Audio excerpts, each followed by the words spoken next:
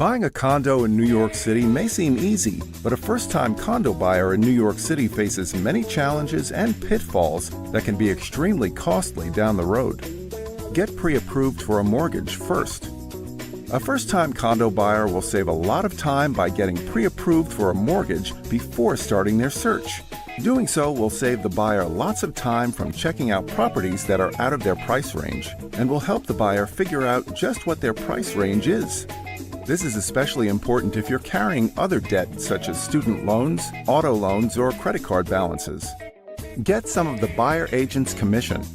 A first-time condo buyer may know that the services of a buyer's agent are free since the seller pays the commission. However, a first-time condo buyer often won't know that they can also earn some of the buyer agent's commission for themselves. So, how can you get some of the buyer agent's commission back?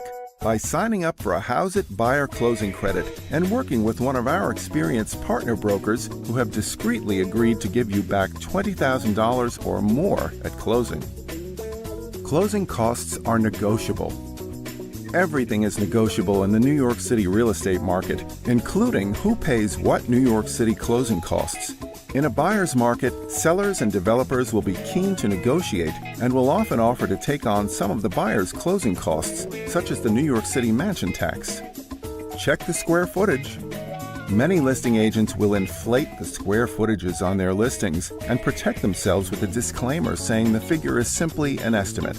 Keep in mind that there's no standard for how to measure square feet for real estate in New York City.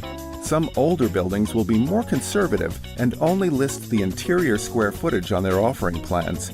However, many new construction buildings will be more aggressive and include wall space and even common areas such as the hallway or elevator in the square footage. Review the board meeting minutes. Go with your attorney when he or she goes to review the board meeting minutes. You'll get an idea of whether your potential future neighbors and board members are nice, competent people or not. You'll also get a sense of how the building is run and just how strict the board is on enforcing building rules. Furthermore, the board meeting minutes may provide crucial clues on planned or potential special assessments that will be levied by the board. Check property tax figures. Don't take property tax figures provided by the listing agent for granted. There aren't any strictly enforced rules or standards on how property taxes should be presented in New York City.